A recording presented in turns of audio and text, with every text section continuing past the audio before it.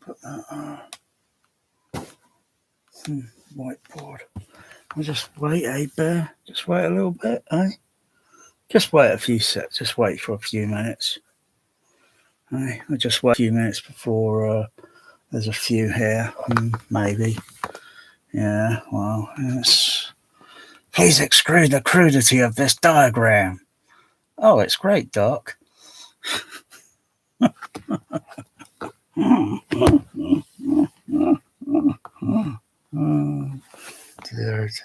Dear. Oh, not to mention, I've got a drawer in the other little bit. Oh dear. I've got a drawer in the other little bit here. Let's see. The sights around's not really relevant, really. It's the backs around, really. I'm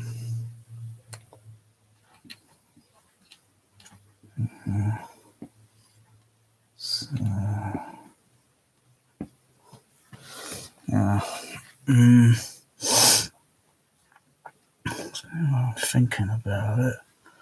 Oh, yeah. Doesn't really do much, does it? Doesn't really do much. That bit of a scam.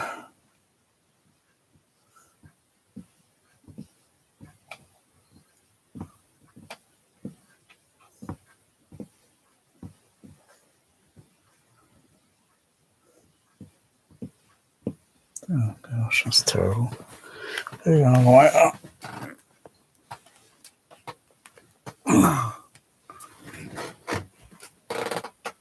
Oh, where's the wiper, Bear? Just had it here. What have you done with it, Bear? What have you done with it? What have you done with it, Bear?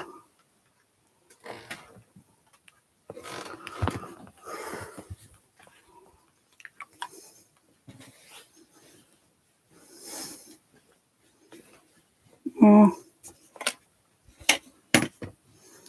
put it there. What? Have you picked it up? Have you picked it up? Oh, it's there. You picked it up, didn't you, Bear?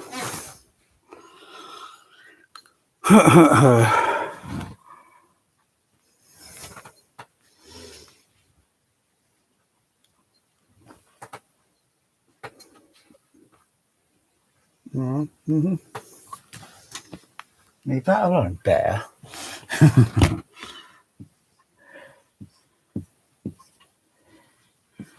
Yeah. Bear.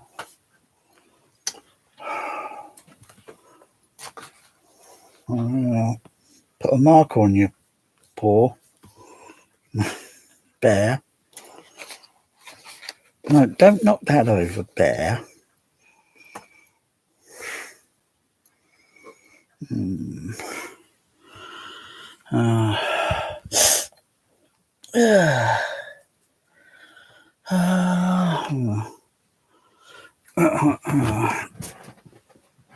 Oh, well, do you think start there? Okay. So, problem with the upmixer. It's not really an upmixer, it's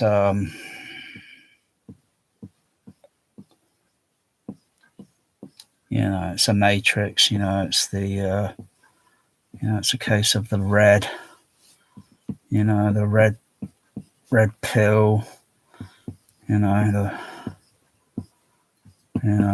bloody blue pill, for crying out loud, yeah.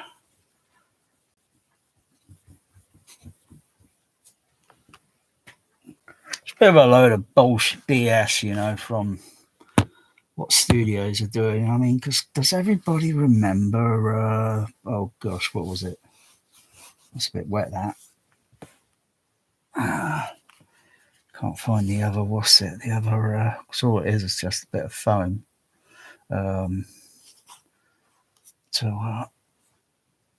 wipe it. What was it called? Well, we got PL2X, and then you had something then that came along that was called PL2Z for what was it? Axis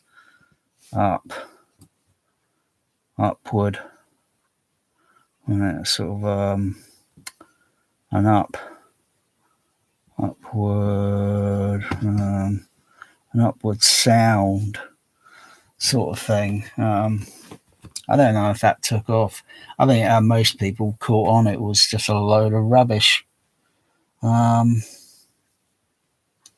It's just sell your like you got to sell your AVR and buy another AVR just because of something that's called PL2Z. I mean, what is what is on the microprocessing chip for these new AVRs? I mean, whatever it is doing it very, very poorly. It's not even doing it, say, if you want to upmix or rather matrix the front channel, the surround, the back surround on a 5.1. So you get individual decoders to place or extract the center phantom, the center phantom.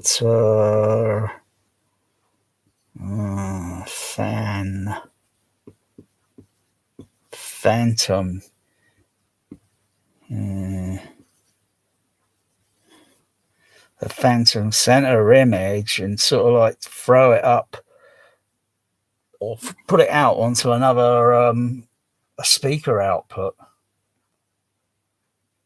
It will do it a lot better than a DSU, because the overheads, they sound like they sound like stereo overhead. Well, that can't really come from the front left right, because the matrix there would be not very good. It would have very noticeable telltale signs of that sound that's coming from the front left and right. That's a scam, and you'd notice it. It's passing through maybe like what PL2X would do, where it splits the signal up into splits it into, forget about the left, center, right. It splits the surround channel up into 1, 2, 3, 4 extra channels, and they're kind of like stereo sort of thing. Like, you got the side, the sidewall, SW for sidewall, and then you got the back wall, the back wall surround, and it's sort of which part of the signal is really being heard on the overheads, and it puts the same sound, it puts the same signal out on height 1, on height 2, height 3. It's got no movement. It's just there. It's just like totally there, and it's got no forward to middle or to whatever movement to it. Really, really lousy. Really lousy. So it can only sound like what? Well, PL2X, or maybe it's PL2Z. I don't know. I've got an AVR that's got a PL2Z on it that I got cheap because I wanted to do a comparison a few years ago with it. I only tested it to see if it all outputs pink noise and all that, and played something basic into it just to see if the AVR was working, of course, because it was cheap. An Onkyo that had a PL2Z, I think an Odyssey front wide channel on it. I've not really played with it or experimented with it to compare it with PL2X to see if there is any sign of similarity with playing a source sound into it and seeing if the crosstalk or the steering of the sound is in any way similar. But I don't know why people are using an upmixer, excuse me, a matrix decoder. Not that there's any shame in using a matrix decoder. It depends on how well you use that matrix decoder to make it sound exciting, but it doesn't make the overhead surround exciting one way or the other when you use 5.1 and you just switch on DSU and it just takes sound from front, left, and right. Only it's passing, sounds like it's passing through maybe the side surround output of that decoder, or maybe it's the rear back, because it's one of the two. It's one of the two, because one of the two is going to minimize the sort of crosstalk. So if something loud happened on front, left, or right, it would minimize that by the way the sound is steered into the decoding, and it will just minimize it, so it sounds like very distant or like very like very hard to distinguish. But if you're watching the visuals on screen and you can see something happening on screen and you know those sounds are up front, left to right, they wouldn't be in the center because like I say, the decoder is only decoding left and right. If it was doing like a sort of like a combination of like the left, center, right and passing it through a matrix decoding, any movie that would have a bad say phase problem with the mix, it would stick out like a sore thumb. But just take it from me, it is just a matrix decoder. It is a bit of a con, a bit of a cheat. I don't know how auro3d or Dolby Labs can, not admit to it, because it is nothing special. Had they used separate decoding chips or such so that it would do a decode for the front, so what? That sound information belongs up front. It doesn't belong several feet or meters back in the room on the ceiling, because that sound is distracting. It belongs up front. With like Dolby stereo 424 matrix, they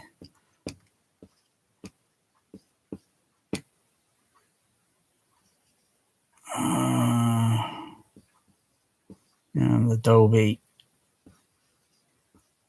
MP, the Dolby MP motion picture 424 matrix, the sound you would only hear on the surround channel will be a combination of the front, left, and right, a bit of crosstalk. Occasionally you get like a negative signal or an antiphase, an anti-phase of the mono surround, and that signal would stand out pretty clear when it's panned. But generally most of the time you're hearing sort of like a combination of like the music and all that. That's partly all left and right, unless there was a kind of music pan shift or of a sort. You would notice it. And of commonly, if the phase is right, the left total, right total, if the signal is not correct, it would be out of phase, and the common C plus signal, which is pushed towards the left and the center, and the left, the center, the right, that signal will just then leak out into the surround channel, and it will sound like very distracting for, and there's not much you can do. You probably I've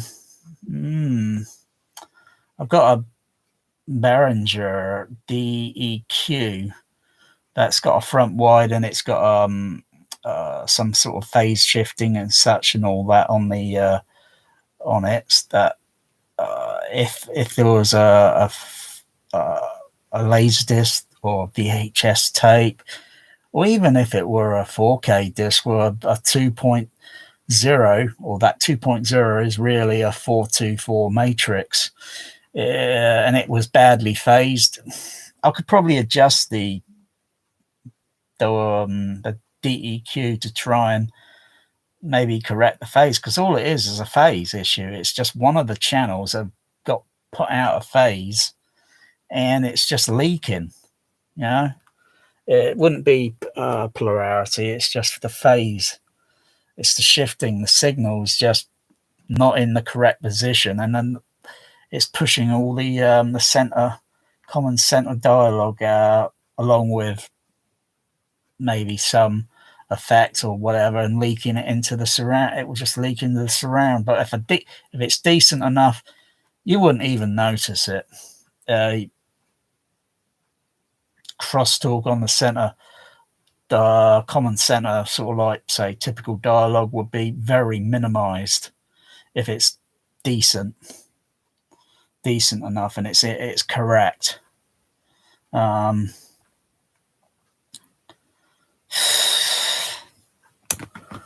So, a way around this DSU or this upmixer matrix decoding is, if you want to expand the channels to be a little bit better, you got to add on to the separates an additional matrix decoder for your side surround, your back surround. Yeah, that seems like a lot now, doesn't it? But there's just simply no way around it. And if you then used the one of the outputs, it depends, because it's trial and error. Maybe use because if it's PL2X, you got the stereo side surround on it, on the output, and then you got the back surround output. That's 4 channels there. Now you think, now which one should I use to sort of like overhead? And you can wire it even into an existing system and do some simple wiring, and it can just piggyback the sound. And it's just a case of when you activate and switch it on the additional AVR, and then that signal will get routed. And then you can just basically give the finger to this new upmixer, because it is just a waste of my listening time. And it's not a preference. It's not an opinion. It is really a con. It's a scam. I'm surprised that not many people have even cottoned onto this, because most people are playing the left, the center, the side surround. They're playing everything all at the same time. And so what you would get there is an audio mask, and you won't be able to tell what the heck is. Oh, you think it's great, but it isn't. Believe me, it isn't, because all you're doing is taking that front sound and it gets splattered left on the height 1, on the height 2, on the height 3, all at the same, and there's no movement, and you just get the side to side sort of stereo-ish movement, but you don't get an overhead sort of like moving effect. Just doesn't happen. And using an Auro or a DDSX upmixer on top of an Atmos mix is, well, it's really preposterous, because all you're going to do there is create a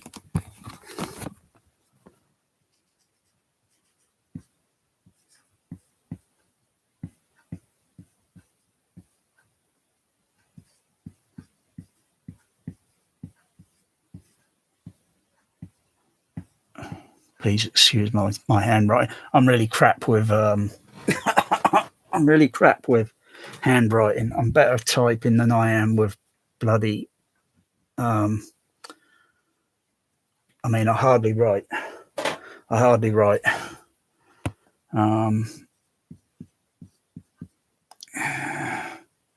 E F F E. Oh god, fucking hell, it's awful, isn't it?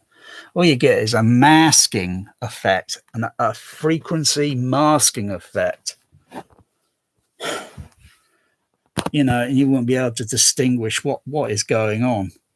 It took me, it did take, I must admit, embarrassingly, it took me a few days to figure out there's something not right with this. I didn't catch on the first time. I thought, wow, it's great. And then suspicion. You know, I can mute my system. I can mute any channel in the system and then just monitor it. And then I thought, let's just monitor this. And playing the same scene over and over, and say Star Trek 4 The Voyage Home, and then the time warp, and then there's a computer screen on the bird of prey, and it explodes when Uhura's nearby it, and then I can partly hear that in the overheads, and I'm thinking, this upmixing thing is a scam. That sound is coming from the left and right front channel, and it's only duplicating it through maybe the surround output. They're using either the surround circuit output and duplicating it 1, 2, 3 times on the overhead, or it's coming from the surround output on that on, say, like a PL2X decoder, and they're just duplicating it 1, 2, 3 times. So it sounds like stereo, you know. Oh, what a scam. I like to use the back surround as an extension. So, you know, so if you get a dialogue panning around the surround from the front channels, and then it passes into the surround channel and then pans around, you hear a center phantom, and then I think, well, that's still on the side surrounds, but I want it sort of behind me. Switch on the other decoder, so it then takes that sound and then shifts it and then puts it and then pans it around behind. The PL2X, the way that one worked is it only decoded or extended the surround channel, the stereo surround channel. It extended it. But if you used it as but if you used it with say like a 4-2-4 matrix, it's going to add on a fake stereo surround, which is not even the intent of what you heard in the cinema with an optical soundtrack, and it just does that going into the back end. It's just hokey. It also has a bit of crosstalk issue when particularly listening to dialogue, and I can hear the dialogue. Or if anyone else is thoroughly listening and monitoring and checking, and then saying, yeah, I'm absolutely dead spot on right. There's no if, there's no but, there's no debate, there's not even a vote about this. I'm spot on. I don't know how in the world most people have not figured this and noticed it. It seems like those that were debating ProLogic 2Z, PL2Z, and then saying, this is a scam, you know, this isn't really an upward channel effect. It's, you know, it's passing through a matrix, and it's just sort of like, hey, if you would have kept your other existing AVR, you could have just wired that onto the left and right front and done that sort of effect for yourself and not feel bad about it. But you feel bad when a manufacturer is marketing something that's, oh, wow. And yet most people figure out this is a con, you know?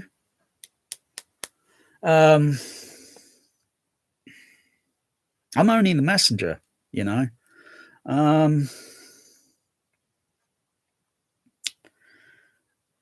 Let me try and get my thinking back into phase here. So if I wanted to say use the present matrix decoder and add on an extension to 5.1, or the surround channel, and, you know, keep that similar-ish like PL2X like effect. You know what processor, matrix processor I have to use? I have to use the DTS Neural X. But I've got to make sure the overhead surround are switched off on the AVR in the speaker setting. So I just go down to the speaker setting and just click it off so it turns them all off. Because if I keep that switched on, I can still hear part of the left-right cross-talking into the back surround with my side surround switched off, with my left, center, right all muted. I can still hear something going on. It's like still cross-talking. And I'm thinking, what is going on here? But if I switch the overhead off and then listen to it again, it sounds almost like PL2X, like,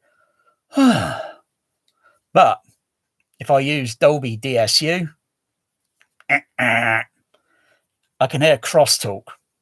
I can hear a kind of like a center back, but also it's blending on top part of the left and right front. Oh my goodness gracious. I don't know what goes on in the chip of that that microprocessing chip, or how it's wired. But I just give up. And then auro3d, it doesn't make it any worse or better. It's just, it doesn't work. So I've got to use the DTS Neural X. The only other way around it is if I rewire my AVR and put on one of the old Onkyo AVRs and then connect it onto the stereo surrounds, so I can extend the stereo surround. So the sound image panning could shift along the sidewall and then into the back. But what the PL2X is doing there, it's also going to reduce the bass in the side surround. It's very easy to notice because it's taking part of the, like, you could say like the center phantomish sound of the bass, and it's kind of then putting most of that bass at the back. With, you get the pan going down the side and then down the back and then round and then back on the side surround, you get that effect still. Oh dear, dear, dear, dear. Oh dear, dear. So I mean, the DSU is auro3d.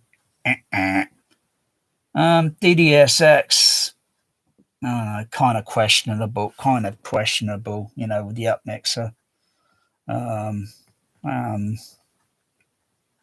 Well, it should be DTS NX. Yeah, like, yeah, DT. Yeah, it should be like DDS NX. Yeah, Neural X. Yeah, NX. Yeah, something like that. Yeah, call it that for short. DTS NX. That's It's weird though. It's weird it should do that.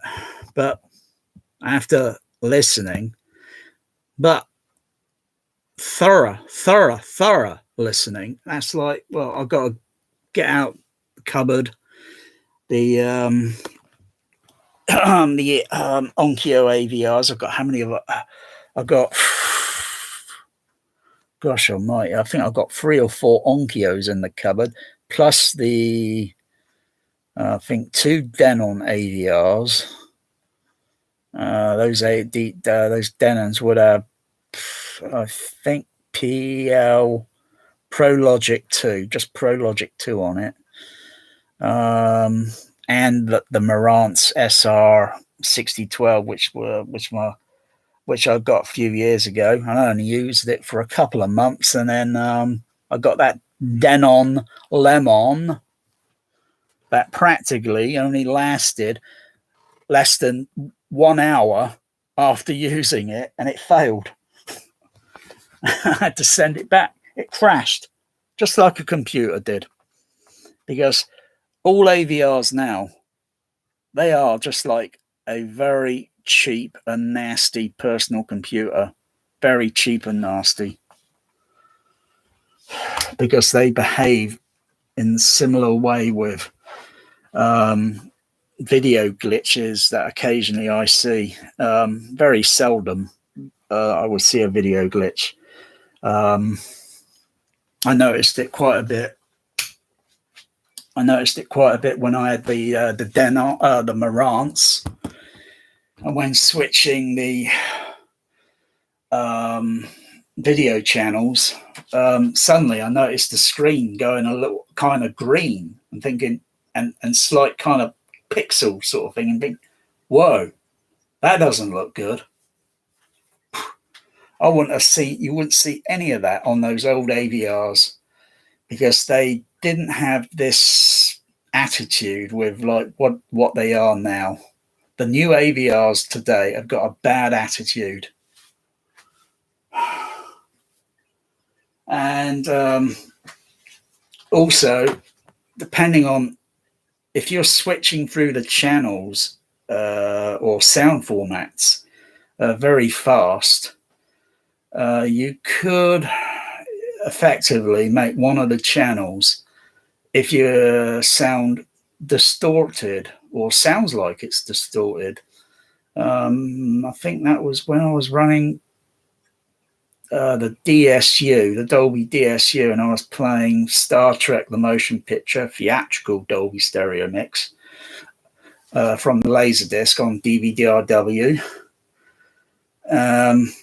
And suddenly I'm getting distortion on one of the channels. All the sound on one side had dropped down, and I'm getting a load of distortion on one channel.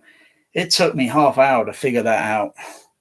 That all I needed to do was go into one of the settings, turn one thing on, and then exit the exit, and then it corrected. And then I had to go back in and switch that other thing off, and then exit. Oh, flipping heck.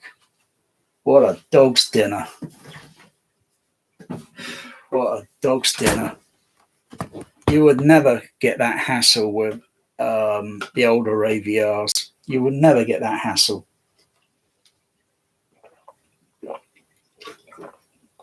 Because what they're trying to do is stuff everything onto a little microchip, micro precious and chip. They're trying to put everything and then stuff it into one little thing. It's something's got to give, you know. Eventually something has got to give, or it's going to behave very strangely.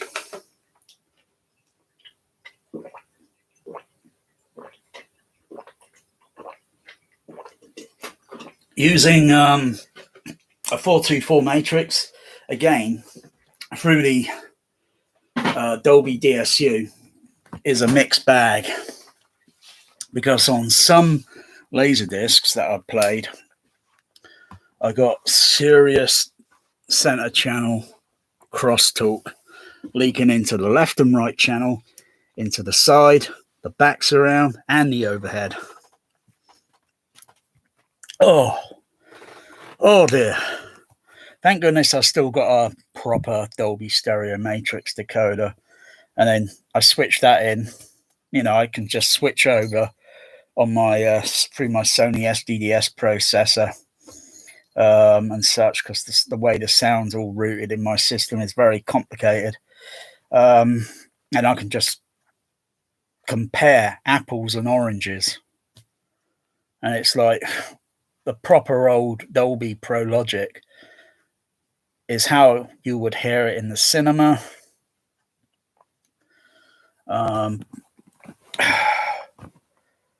It doesn't leak all that crosstalk, unless there was a phase issue, a serious phase issue with the left total, right total. If there was a misbalance in the left total, right total phasing, it would still happen with Dolby Pro Logic. It would leak that dialogue and such. But there's nothing wrong with the Empire Strikes Back. It doesn't leak. So I'm puzzled. I'm scratching my head thinking, why is it leaking? Now, here's the funny thing. I switched to DTS Neural X. Not a problem. Somewhere in the algorithm of these chips, because they're using some sort of algorithm, I think, as well as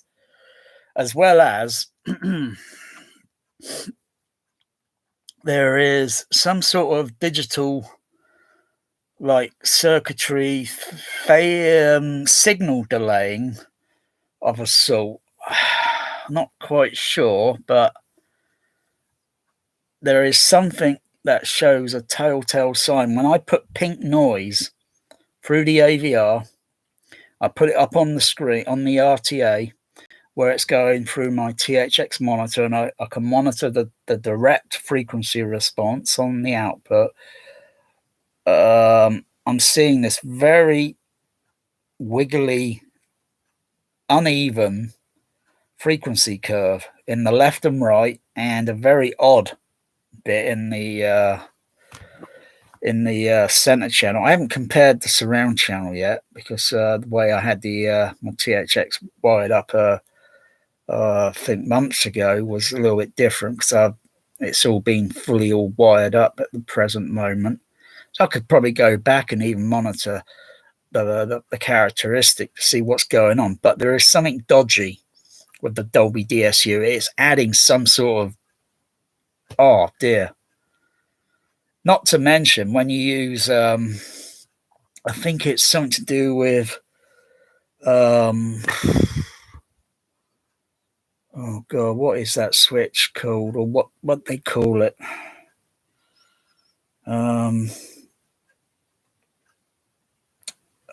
I can't remember what it's called. It's not front wide or center wide or anything like that. It's something else. And when you switch it on and off, what you notice it doing with the frequency response on the low end, it's adding like what appears to be a crossover filter. Whoa, that center channel is what, 200 hertz? You got to be joking. And it's not like, you're doing it through the crossover on the AVR. It's like adding a certain, it's taking the bass out of the center and it's putting it on left and right. That's not how it sounds. That's not how it's supposed to be in the, the cinema on a 424 matrix. And the characteristic I get with using Pro Logic, I get a bass response on the left, the center, the right. Only the surround channel is slightly a little bit different, because it's using a filter that's typically usually around about 100 hertz to prevent a lot of low frequency going into the surround channel.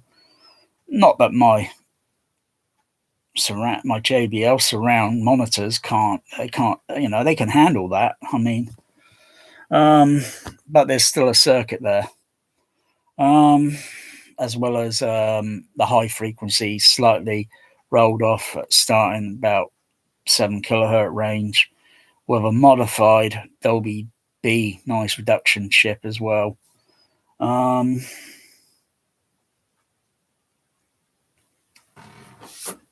dear.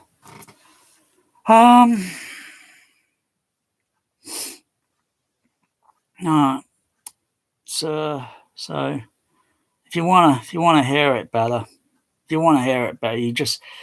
you could add on a matrix decoder, a proper Dolby matrix decoder. I would recommend the Dolby DS, is it DSU? Dolby Surround. Dolby DS, is it DSU? I think it's the Dolby DSU 4, which I've got, and they're very cheap on eBay. It's only a 1U frame. It's built like a tank. It comes with a Dolby Cat, usually a Cat 150D card. You can get other cards to fit in, which behave a little bit differently in the way they steer the matrix. But they're pretty hard to come by. I've already got one on delivery, which is the last Dolby Matrix Pro Logic decoder, which is the Cat 150F. Or is it the 150E? No, it's the 150E, or is it the F? Oh gosh, golly, because they got so many of them, But it's the last one they made during the night. I think the early 90s. What's my bear up to? There. And one, I'm not sure. I think one of those chips are in one of these Dolby Yamaha DSR-70 Pro Logic. Because I can take the cards out of my other processors and I can compare the chips, and they're different design chips. Because I've got a dual layer, a dual bear. Get down. Psst. Naughty kitty cat.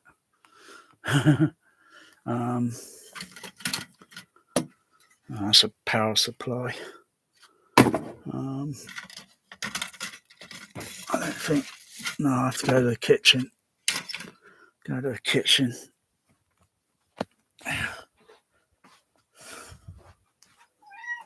Meow. Come on, man. Come on, Magic. Want some food? Come on.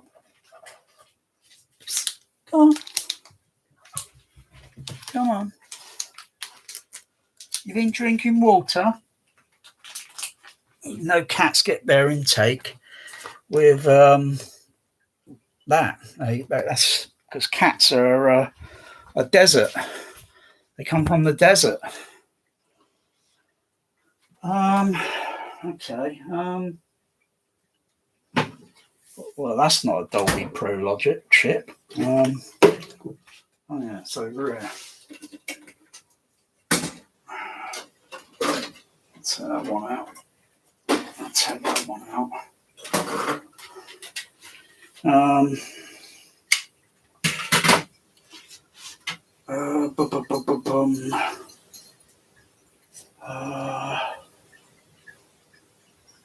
got another one. Got so many of these cards. Because usually the chip would be here. That's the chip there. If I angle the light round, that's the chip there. On the one that I'm that's arriving maybe in the next few days, it's a different chip. It's a little bit bigger. The chip on here, because this is a dual layer board, not a single layer. The chip will be, well, I suppose from looking at the back here, or maybe this side. Well,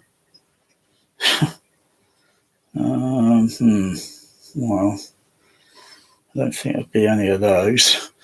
Where would it be? And it could be one of these here. Can I see it? Because I'm not going to undo this. I'm not going to undo it. It won't take long to undo it. I just can't be asked to do it right now. But it'll be on one of the side of these dual layer boards. That goes in the CP55.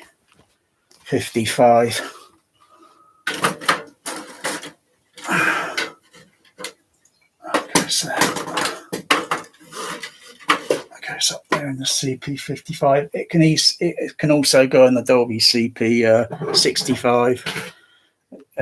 Same goes with that. You can swap them around, and they just steer the matrix differently. They've got different characteristic and such, because they're looking for ways to improve. One handles dynamic range better than the other. That's what I've read. One of the cards handled dynamic range better than the other. So it's a mixed bag sort of thing on those decoder boards.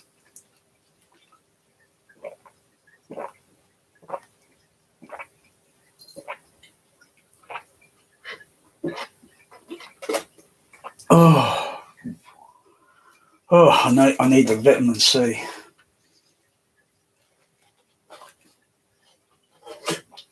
They say it improves your hearing. I don't know. It's very hard, very, very difficult to notice.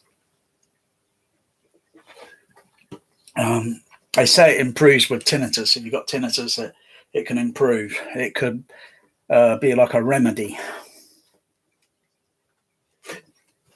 but not a solution or a cure. Just a way to easing it. Okay. I was going to go into the THX Cinema. I was going to go into the THX Cinema, but I haven't been in there for about 6 days now. I've been in bed relaxing for 6 days. I know what all these movies sound like, or how they could sound better from an additional matrix decoder to making it sound exciting, sort of thing. Where's the cap on that pen? Where's the cap?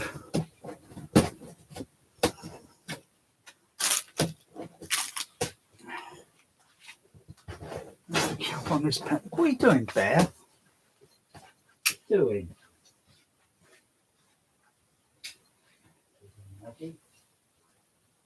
Where I put the cap? That cap there.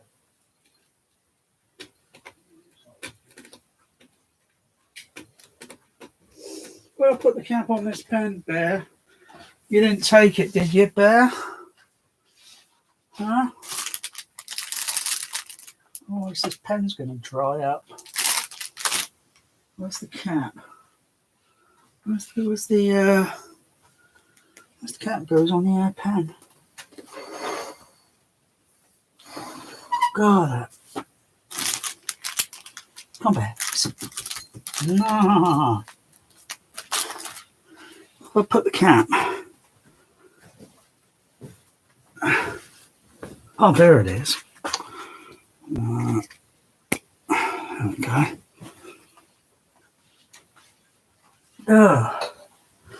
Oh. So you can go out and listen now to your leisure on those. You think, oh, you still don't think it sound great, but it's still only sound that's coming from left and right front.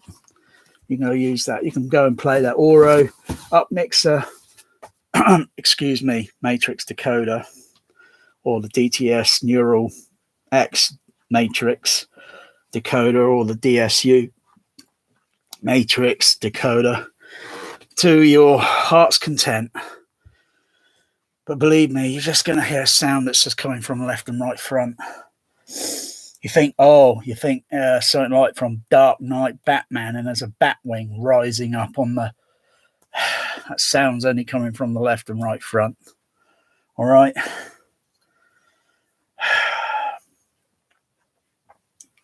I mean, side surround, I've got an additional matrix decoder on, so I can do like a below surround. And all I'm doing there is just reinventing the wheel by taking the output of the center phantom. It's only doing it as a mono center phantom, rather than using it on the surround back wall, or the like EX or center back surround. I'm just now using it so it goes, so any sound image that pans and it comes towards like the camera sort of thing, or kind of goes in a downward angle or something. Commonly you would hear that sound going on center phantom on the side surround. I'm talking about the film Unbroken. The first 8 minutes of the film, you get one scene lasts a couple of seconds. A plane comes towards and goes right under downward angle, but you hear it on the side surround. I hear it on the side surround. I think, no, that's in the wrong position, because I saw that plane going at this angle, not like crashing right into the airplane head on, because if it went like that, that's head on right with the aircraft, and then the movie would finish. We'll cut to the end credits, and we wouldn't have to watch 2.5 hours.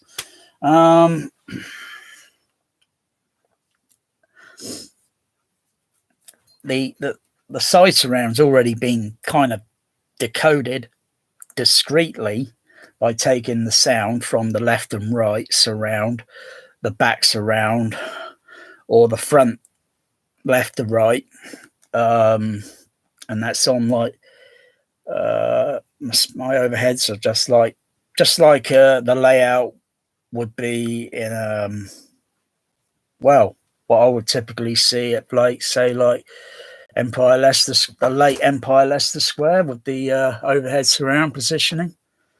Or you could say look at another cinema and the speakers are a little bit different size, and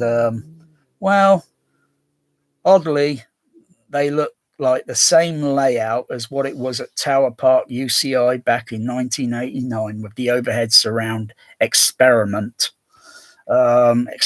overhead surround. It's the same spacing and the same layout, and you have to say, the more things that surround you, the more they surround the same. How it was done at Tower Park is simple. Just don't use the side surround and the side. Just don't use the surrounds on the side and the back wall, like usually how it typically is.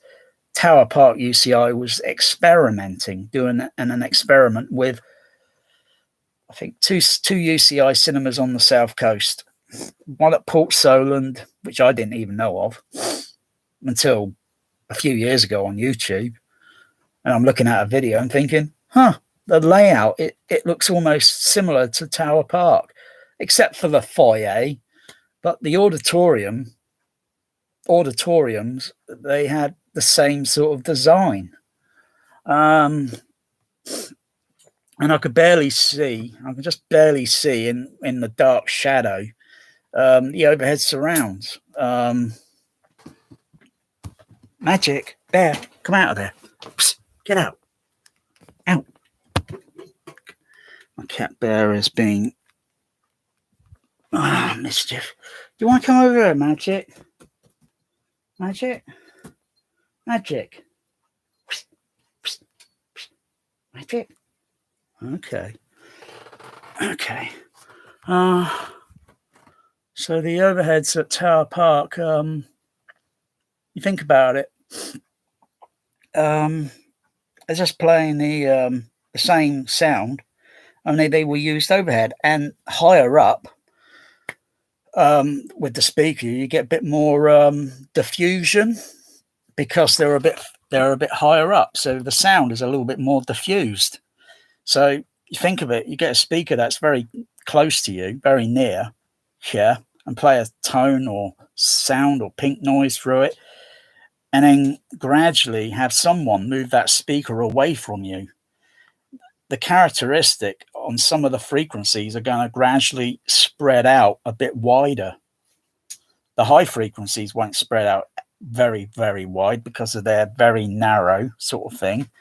But generally, it widens out a little bit. And when they're about something like 20, 25 feet up on the ceiling, with about 8 of them, 8 speakers in the large auditoriums, 7 speakers in the smaller auditoriums, which is kind of an odd number, actually. One placed at the back because it's very narrow when you walk in. And as you walk in, the auditorium widens out. And then you got 1, 2, 3, and then 1, 2, 3 on the ceiling. So when you're a little bit more into the auditorium, you're kind of more hearing the 6 overheads, and the one slightly at the back of the auditorium, and due to where the seating is and their height, I suppose I never really cared to stand at the back or even in partly in between, so where the other speakers were a little bit further up in the auditorium and sort of like between the back and the other 6 speakers.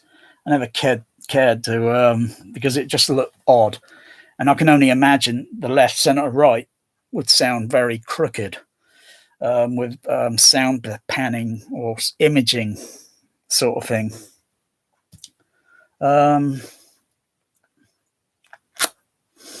And the speakers were all, I think they were a 15-degree angle, wedged, wedged at a 15-degree angle. So you still hear the off axis, on a speaker. You can have a speaker, depending on what part of the frequency range that you can listening to, unless you play. Whoa, oi, I have none of that. Unless you play, say, REM, you can shape the pink noise to play from 500 hertz to 20,000, or 1 kilohertz to 20,000. You can type in the number and you can shape the pink noise to be, or you can shape it to be lower so you only hear the bass rumble kind of pink noise-ish. And then you just listen on these speakers, you can still hear the off axis. It's a few degrees off, but who cares? It's off axis. Of course it's off axis. Anything you listen to in real life most of the time is going to sound like it's off axis. Who cares? And then you get these people like auro3d, that Wilfred, lecturing people and all that. Hey, bloody hell, not even hey, can you do a demo of what that pink noise sounds like in that? I don't care. I just want to listen to it, I don't care what they say. Oh, no, it's not going to sound. I don't care. I want to listen to it. That's why we got webcam today that can do audio and video. You think about this 30 years ago and you think, gosh, golly, I wonder what that THX cinema really sounded and felt like and all this, blah, blah, blah. It's like, we don't have portable laptops with RAM and Spectrum Lab. We can't. Bear, stop it. Get down. Come on, stop winding Magic up. He's on the high ground. All right, you leave Obi-Wan Kenobi alone. You all right up there, Bear? Magic, you're all right there, Obi-Wan? It's over, Anakin. I got the high ground. Don't underestimate my pores powers. Don't try it. You settle down. You settle down, you little beast. Yeah, you settle down. Probably going to get a week of this magic up there now, because he's being tormented. He's really on your case, isn't he, Magic? We got to get Bear booked in and have him neutered, because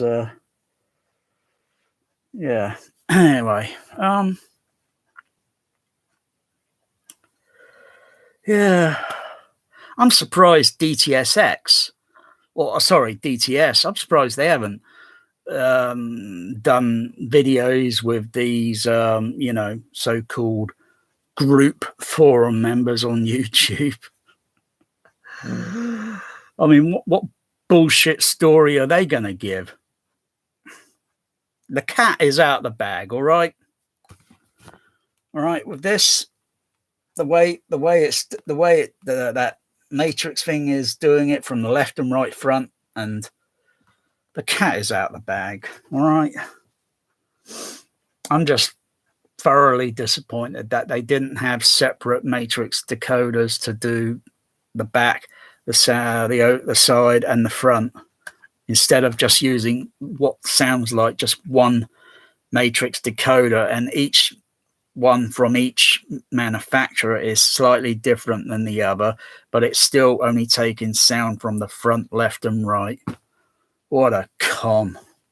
And the way you have the overheads switched on or off, and if you want to get that sort of center back surround, but you don't want that overhead surround distraction, because if you play the overhead, you're going to have to reposition those speakers to be more or less right up front. I did tinker around with an idea, and this is way before, I think just before, way before auro3d came onto the market, sort of thing, maybe for cinema, because they've been around a while, or something, Galaxy Theatre Studios or whatever. From researching, that is, they've been around for a while. But their own kind of matrix came out on the market. Oh gosh, I think it's just a couple of years after that Red Tails came out.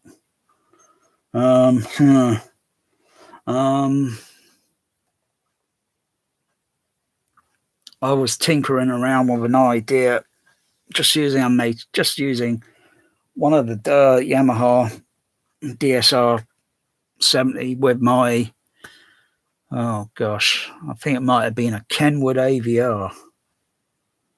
I think it was a Kenwood 5.1 THX Select 2 AVR.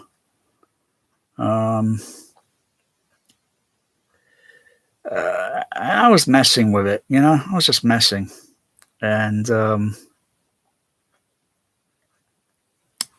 surround channel usually on some movies where you get rain sound effect, and it's usually like, I'm not hearing it in the surrounds because it's a discrete mix. Oddly, it's just not there, and I'm thinking, why is it not there? You go to the 424 matrix, yes, and you play the surrounds. It's partly crosstalk of that rain sound effect from Forrest Gump. You know, suddenly the rain came at this angle, and then the rain came at this angle, and then this angle.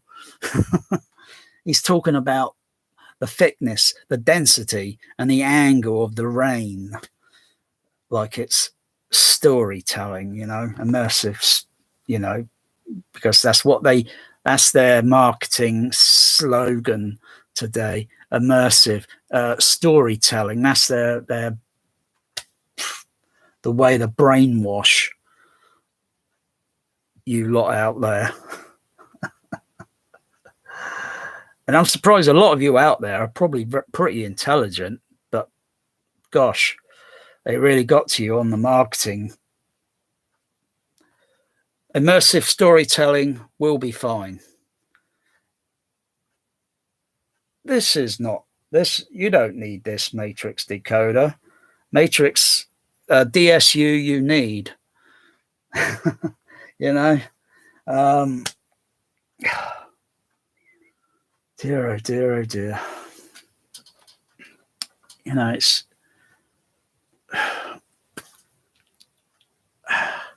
so I'm thinking like with this, like why am I not getting, you know, how to get the so I put a decoder, a DSR on the left and right surround, the left and right front channel, and then I wired doing some wiring, so it I think it went through an audio mixer, and then because I had to blend the stereo surround channel into the audio mixer plus the front left and right into an audio mixer, which is,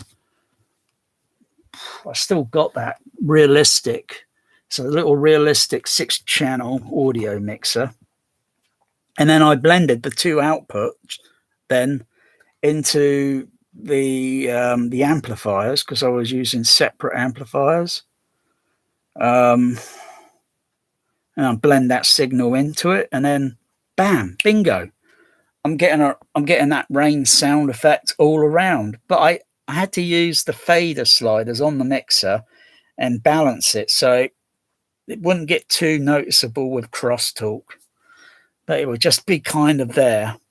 But I knew where that sound was coming from. I knew it was coming from left and right.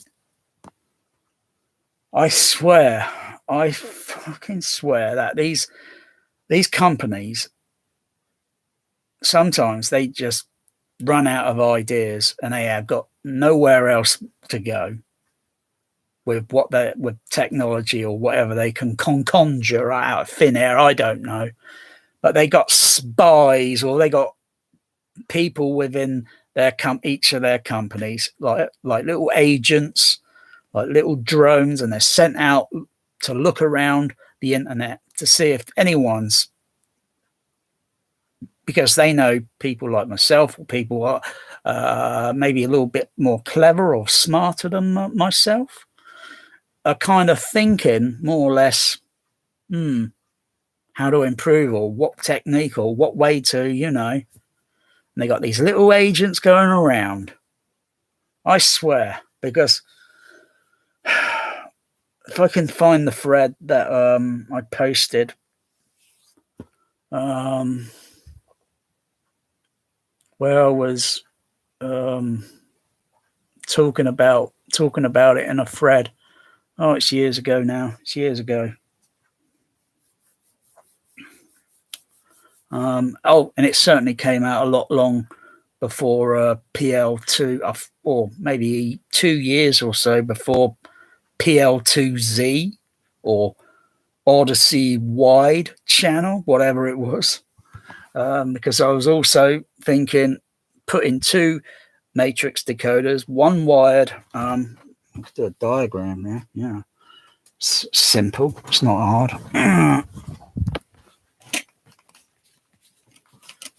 Kind of goes a bit messy, that does.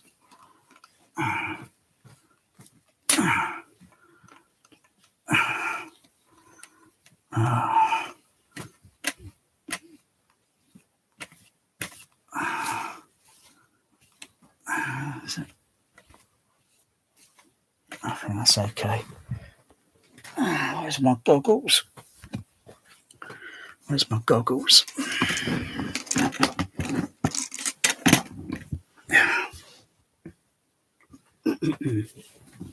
Can't even find my goggles. What the bloody hell do I do? You're not wearing them, are you, Bear?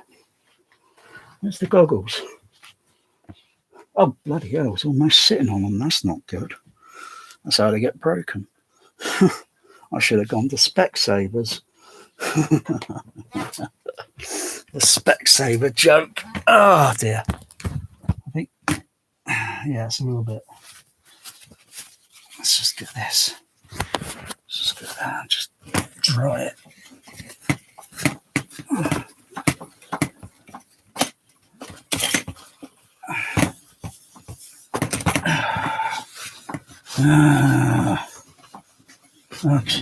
Okay, that'll do.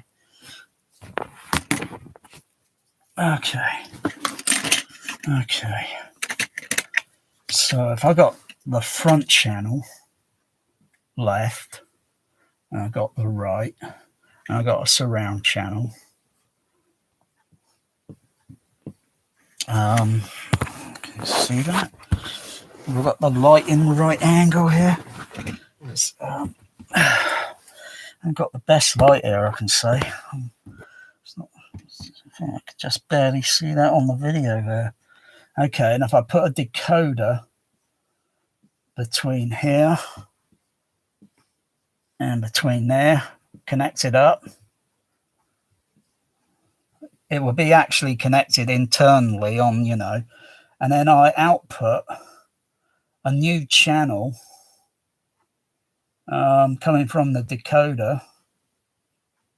It should be here, and one coming down here. I'd output a new channel, because occasionally what I was hearing between that would be right, that would be left, front, surround, left, right. Occasionally what I was hearing in some movie, or most movie mixes, is like a center phantom between the front left and the surround left and front right, or the surround right. I was hearing, and occasionally two signals that were kind of partly in the front, partly in the surround. Most of the other sounds in the front and the surrounds was discrete, apart from it depends what in the mix and that. But I was hearing like a center phantom sort of effect, and it kind of like it bothered me. And I thought, I was going through so many movies, and I was noticing more of the same trend, and then thinking, what if I put a matrix decoder and wire it between the surround output left on the right, put an individual decoder, and then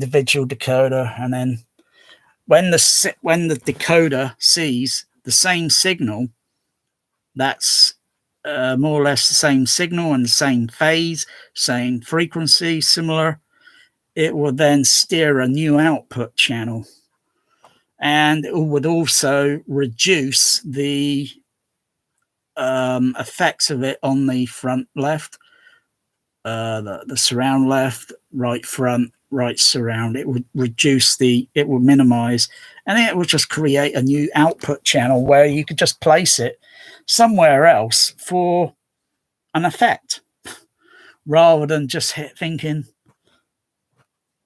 where's that coming from? And you kind of do this, you shift around a bit, you think, is it coming from there or is it coming from there? And you get, that sound's coming from right there, but you play back and you think, yeah, that sound again. Where's it coming? Is it there or is it there? It confuses you.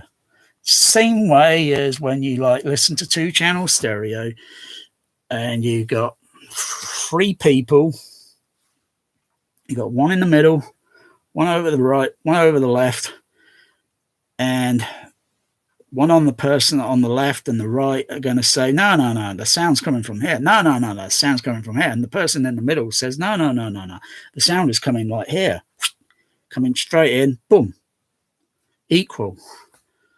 So you come up with pro logic, and then it takes the center phantom, eliminates, puts a new channel in, and so then the person on the left or on the right, oh yeah, the sound's coming from this position. Yeah, I'm hearing it. This, yeah. What about you in the middle? Yeah, I'm hearing it there as well.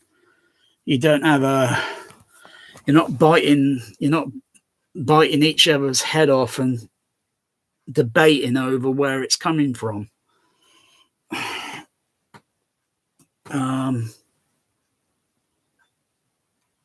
Yeah, I came up with that idea years ago, but I never put it into actual effect. And that sort of thing here now, that sort of layout is that sort of layout. What I've done, that sort of it's what's known as front wide, because when the sound is usually panning around, and then it goes off from the front channel and then pans into the surround channel, between the distance of where the speakers are placed, it would, you just put an extra decoding, and so it when it pans off the front channel and then goes into the next, it goes into the next channel, the new channel, and then into the rather than having a gap several feet wide or whatever, it just pans into, and then that's all. It's nothing special. What's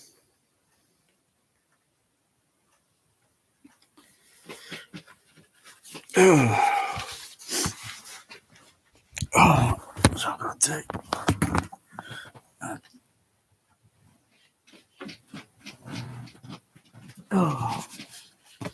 Is it a little time there? Is it that little time? There. Come on backwards. Yeah.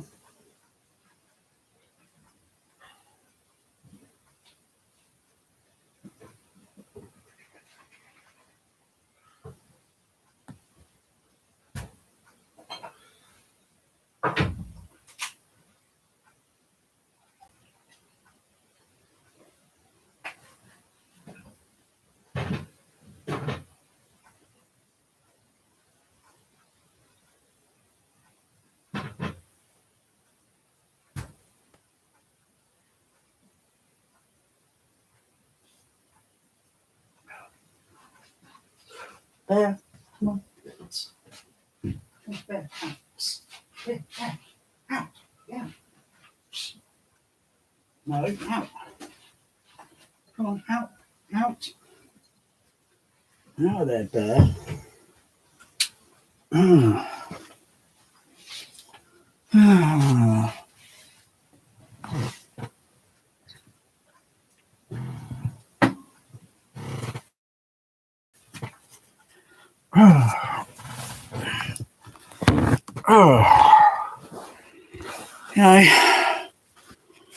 You can use a matrix decoder, depending on which, because there's so many matrix decoders about.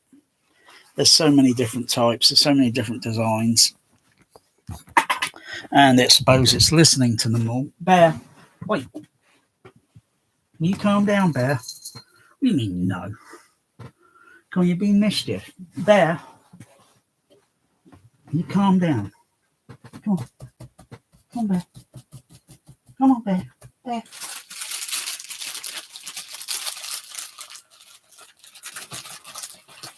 That got you up there, didn't it? No, you can't have a sweetie. No, you can't swallow sweets. Yeah, I think that's more or less it now. Besides, like I say, there are other matrix decoders and all that out there, and you can, experiment with different types, because it's how they minimize how one other matrix decoder is going to minimize crosstalk, how it's going to steer the sound, or how many outputs it's got and how it steers that sound and such, as well as the crosstalk errors. Bear, get off of there. That is forbidden to go up there, Bear. That is forbidden to go up there. No, you do not go up there, Bear. That's forbidden. It's out of bounds. I need to put a force field around that. Keep you off of that, Bear.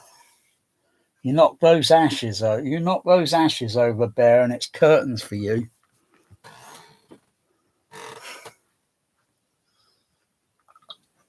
Sounds like that cat from Meet the Fuckers, doesn't it?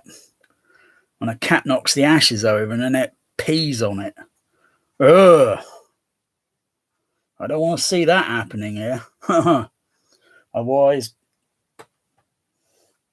it'd be curtains for Bear.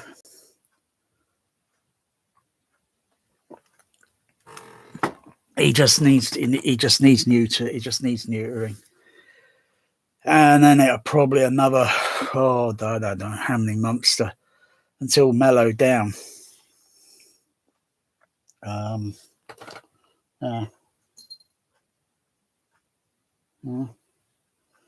So take more months to mellow down, huh? It's a hard life for an indoor cat. It's a hard life.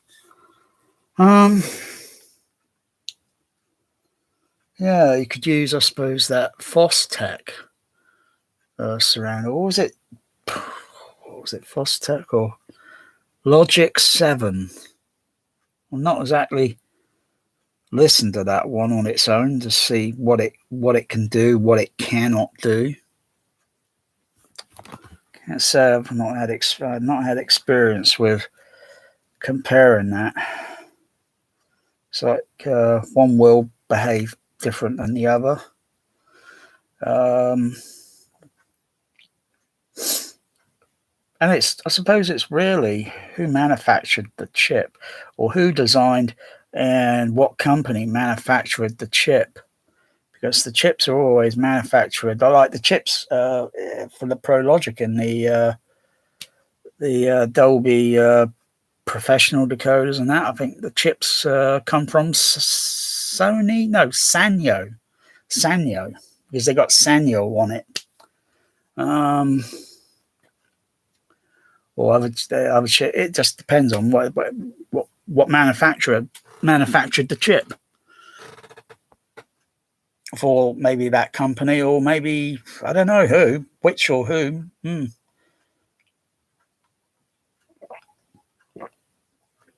I would assume the. I mean, I'm curious, because, like I say, there are other matrix decodering. There's a matrix decoder inside the Sony SDDS, a 424 matrix, that you could actually reroute the channel output, because it's got some sort of ability to swap the channels around and such, configure them. So that's kind of ahead of its time. Yeah, that's ahead of its time, sort of thing. But I don't know where the matrix chip would be on the SDDS processor, where it would be located. There's 3 circuit boards, very largish, and I wouldn't know. I would have to look at the schematic. I would have to have the schematic diagram to know where the chip is located, and then have a look at that chip. I could probably look around on the boards and think, I don't think it would be this one or this one, because those are the SDDS chips decoding. So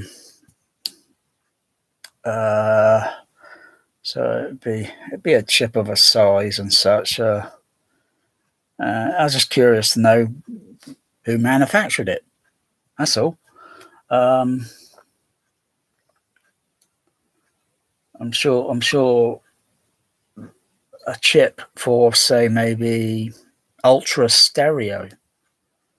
Maybe that's got a different matrix decoder that handles the crosstalk error differently, as well as the steering of the sound around the LCR. Yeah, maybe the chip's different for for that.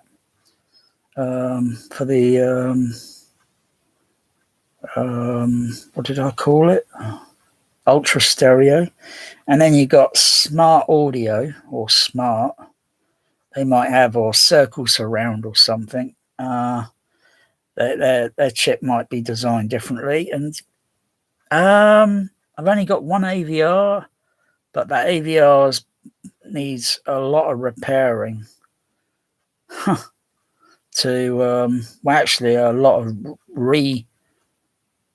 resoldering, actually, because it's got a lot of dry joints on it and need going over quite a bit to get it up and running again. I think that AVR is over there somewhere, or down there somewhere. I can't remember where it is. Need a, but circle. Go out and buy a circle surround. It's cheap, but it did sound different. I can't say if I can really enjoyed the circle surround, and even the manufacturer back then called it 5.1 circle surround. That is so misleading. 5.1 from a 424 matrix, or no, so misleading.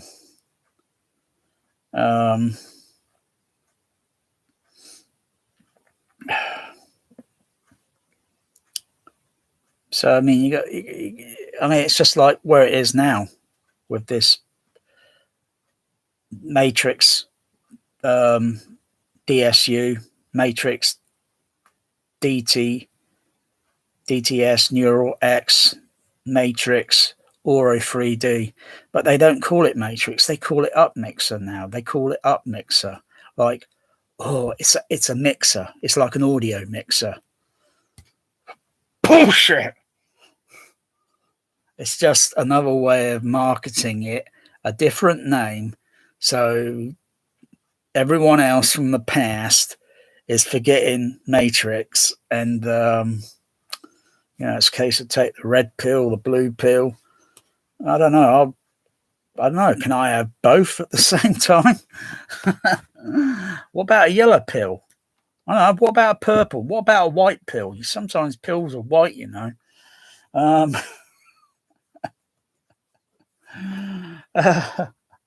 Yeah. It's just another way of marketing it, a different name. So anyone that was cynical, get on there, get down. Oi. Anyone that was cynical wouldn't be thinking, but I suppose now with the video, I suppose I'm going to open up some ears, and they're going to go listen. You're going to go listening. You're going to go, hey, you might go and grab that old AVR out the cupboard or wherever you got it, and then start comparing it. Doing some very thorough comparison, listening, and then thinking, well, this upmixer thing is crap. And it's better just to say, like, oh, get a few more of the same old Onkios, or it doesn't have to be an Onkyo. Get an old AVR that's got ProLogic X2X on it, and just get a few of them, because you can use the internal amplifiers on those AVRs to power your speakers still, your surrounds and all that. As well as doing extra decoding. That would be doing it far better. Like I say, if you can wire it in a way so you can still use this crappy upmixer matrix decoder.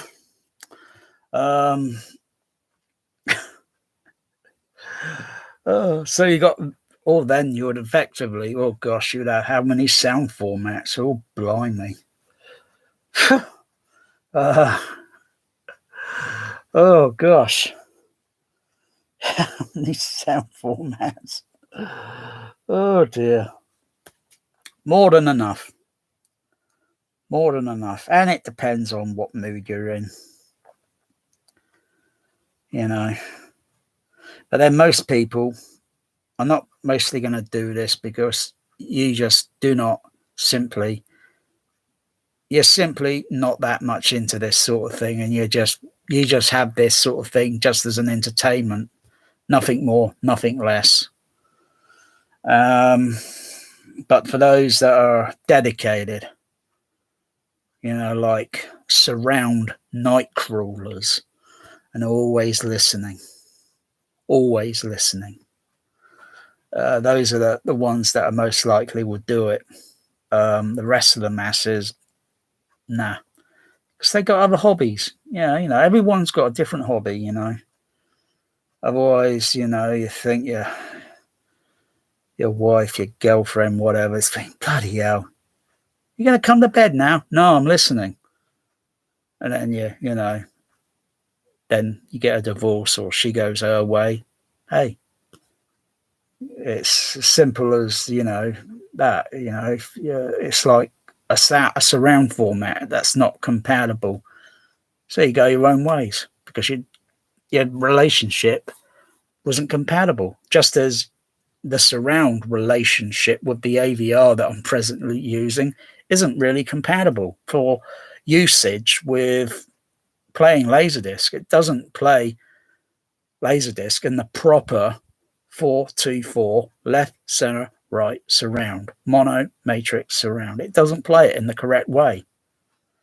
I've got to use an additional decoder, and it does it far better. It does it far better and far cleaner.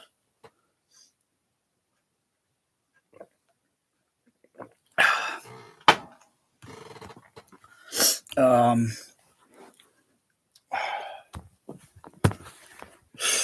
only difference with, I think, the Dolby DSU, DSU4, it doesn't have a subwoofer output, because usually the bass is full band left, center, right. Usually that on PA cinema speakers, that is sometimes satisfactory enough, because what it's taken is the signal from the left and the LCR and just diverting it into the sub, so you can enhance it a little bit more. But you can always put them there, as long as you got say like something cheap like a Behringer DCX 2496. You got several of them. It's just wire the LCR. I think you can combine it together, but it's better to do it separate. And have it go into a DCX. If you can get a DCX cheap, because if you're paying brand new, it's going to be pretty pricey. So if you can get a DCX cheap, you can take the LCR off a Dolby DSU4 and then route that into the second DCX, so you can then sum the signal. I think then combine it, sum it, and then output it as a sub bass to enhance the LCR on the Dolby DSU4. I think I'm saying it right. DSU4, or is it DSU? Dolby Surround DSU. Is it DSU4? Let me just Google it.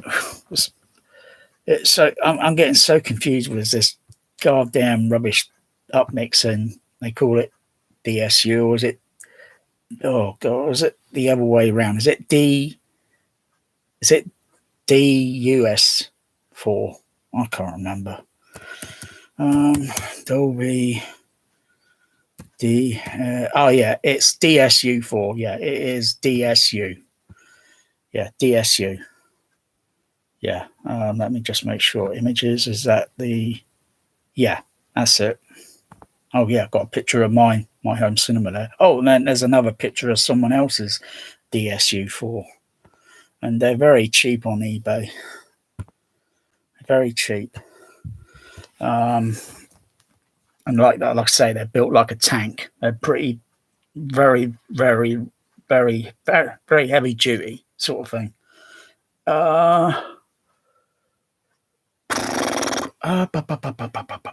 Because it uses the same matrix. decoder, like the Cat 150 F or the D or the E. And what happens when it goes through a Dolby Cinema processor, a Dolby CP 55, 65, any of those earlier sort of processors. The CP5, the CP50, I think, didn't quite do it, although you could have it modified. And it has to, the circuitry of the passes through onto another CAT card where it does the sub bass or the OBE, optical bass extension. And you just enhance the, for your Dolby Stereo 424 matrix playback. And you can put on the Empire Strikes Back, and it's going to blow that bloody that Batman versus Superman Atmos bloody rubbish out the water. Personally, that bloody movie's garbage. It's noisy. It's just noisy. They're throwing too much bloody loud effects into it, and it is just a load of noise that I couldn't care less to play at 0 dB. Turn the fader down because this mix is just rubbish. It's not an opinion. It is just rubbish. It's not much. Wow, for the budget, I don't know how much mixing time they had on a stage to mix that bloody thing, but I think all films today should be mixed with dialogue voices. It doesn't matter if it's the principal actors, the principal actors or the non-principal performers. The voices all should be the same level, because that's how you hear things in the real world. You don't hear, and when you walk nearer to someone, when you walk closer, nearer up to someone, you hear their voice a little bit more louder, a few dB. It's very subtle. You know why it's subtle? Because not everyone's walking around with test analyzing equipment in their hand, like RTA, and looking at the RTA frequency response and the sound pressure level.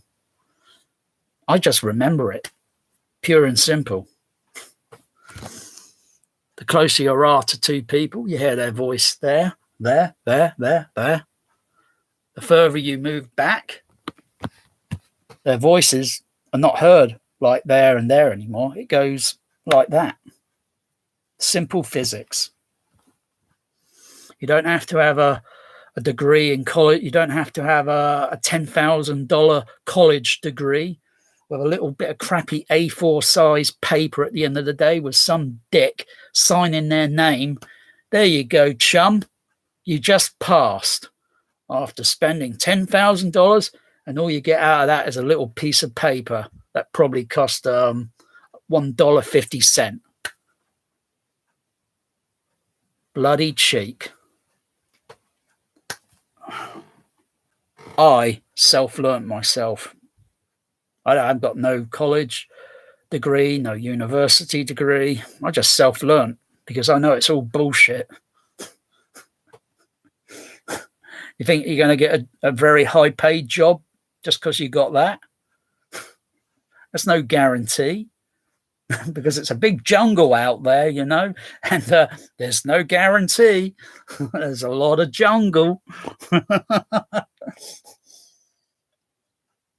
So the name of the game is put yourself at the starting line, make it through life.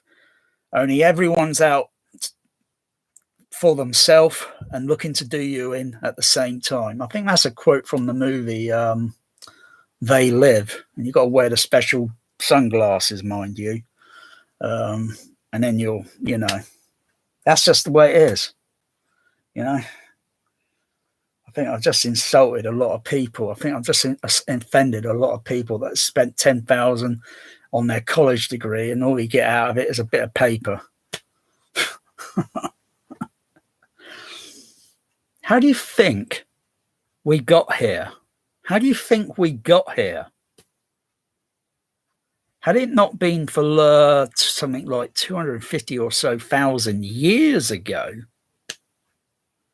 and learning and discovering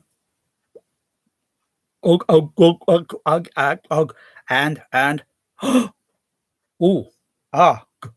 can speak language. That's where the barrier, everything changed. It changed from that moment. Different continents and different language, verbal language was then formed. That was hundreds and thousands of years ago. Maybe just under 1 million, but it's a long time ago. There's no real practical history books, I suppose, that say, I don't know, maybe there is. Maybe there is something that's written. And what country had the first verbal language? See, if I can think that sort of thing, you don't need a university degree. God almighty. They're just taking your money, for crying out loud. Just so someone can provide you, you can go and get information for free on Google. You can teach your children at home for free. You only got to pay, the only thing is you've got to pay the internet bill, and that's it. And it's not that much. Think about it. And you got Wikipedia, you got history there. You can go read that and then get an understanding of it. That's if you're into that sort of thing. You don't have to go to a bloody university. It's throwing money away at someone to make them richer and you less and you poorer. And there's no guarantee you're going to be, because you go to interview and it's like you might have good degrees, but they don't like the look of your face. So there's no guarantee. So it's a cruel world, I know, but that's the way it is. That's the way it is. It's vicious. And you work for all these. It's like all these surround format companies. They're trying to do the other company in at the same time. But auro3d. You look at auro3d. They haven't got many film cat titles to float their system, and it might have come out first, but their overhead surround is not unique. Overhead people, like I say, UCI Tower Park was experimenting with experimental overhead surround, and that was 1989, and that was just with a Dolby Stereo CP55 processor. And then you go back a little bit further. Cinerama at the local, left over by the 70mm Cinerama, and then 35mm conversion, and then Dolby Stereo got fitted in. They utilised the overhead surround in the Cinerama auditorium. Golly gosh, it goes back decades. The only difference is today it's done discreet, and that's it. Dolby Labs, they tried messing with overhead surround in 2002 with We Were Soldiers, although I wasn't a soldier. Mel Gibson was, but they experimented with that, and it was just one movie. Like I say, I had my own centre back surround up in my other home with a DTS Millennium decoder, and that was 1998, using a Yamaha DSR 70 Pro connected up to the Millennium, and bam, put on GoldenEye Laserdisc. I'm flinching, I'm ducking and putting my head, doing all this shit, because the way the sound was coming in at different arrivals of time along the side surround and the panning and such from fronts, and then suddenly on the back surround, I had 5 speakers going on the back wall, 2 down the side walls, to mimic the layout of what would be what I would hear in a cinema auditorium, only in a smaller space, but mimic the same sort of thing. Only the 5 speakers on the back wall, when it's 6 speakers.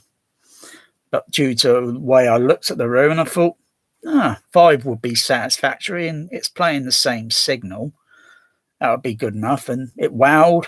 I played it to some friend, and he seemed to notice it, but he was a bit more calmer, I suppose, a little bit more calmer than me. And I played it to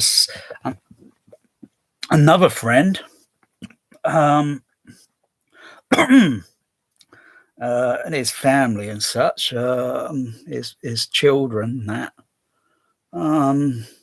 Hollow Man, by the time Dolby EX had just been in the cinema for just over a year, and then I think Hollow Man came out, and then Consumer Surround EX, which was only a 3-channel process, whereas I was using a 4-channel process. Because the professional cinema used the CP45 modified into a Dolby SA10, which was a 4-channel matrix. And I was playing that scene where there's a fly buzzing around, the Invisible Man. I played it over and over because of the way that the frequency of the sound was moving around, the psychoacoustic effect and such.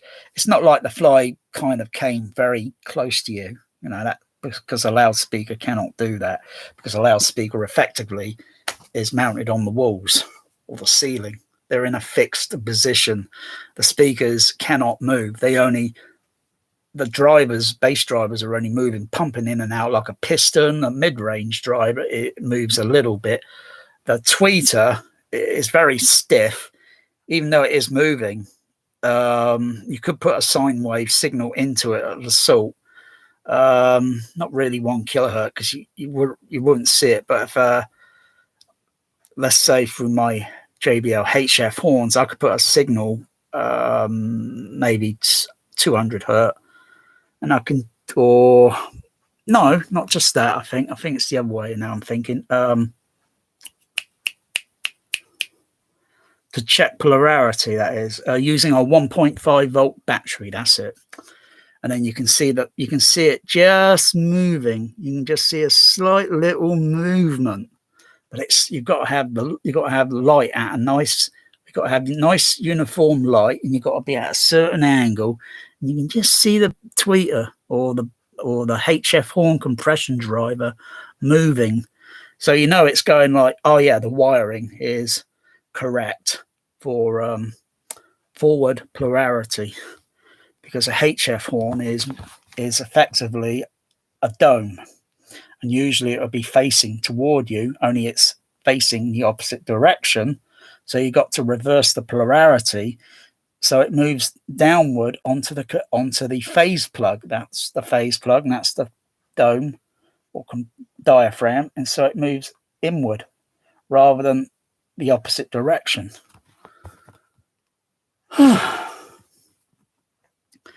Yeah, you wouldn't be able to tell with a sine wave. No, it's not possible to tell with a sine. You've got to use a very low voltage, and then you can just see it moving. Just as with a bass driver, you can see the driver cone moving. Yeah, it's going forward, so the polarity is correct. Because you never know, a speaker, a freeway or whatever, could be miswired. It could be miswired on the crossover. Someone just accidentally got it miswired, and it's going in the opposite direction. So check it with a 1.5 volt, a 1.5, or just 1 volt, whatever. You could use a little bit more voltage. But you might do damage to a tweeter if you're checking a tweeter and such, you know. But usually tweeters are wired correctly and all that. Another way to check is play a sine wave. You've got two microphones, one microphone on the tweeter, one microphone on the bass driver, put the same sine wave tone through. You should see on the RTA analyzer the signal going up. If it went down, if it didn't go up, it's kind of gone downward. And then it's then thinking, which do I reverse?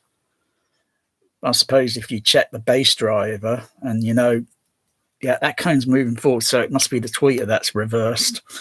And you just reverse the tweeter, and then you play that sine wave signal, 1 kilohertz or whatever, and you can just see the signal going up, and it's then in polarity. Oh, God. See, this is like getting a free exam at a freaking university or a college, and you don't have to spend $10,000 or £10,000 just to get a stupid bit of A4 paper at the end of the day with some dick's name signed on it. He passed this, she passed that. Congratulations. Go and frame it on your wall now.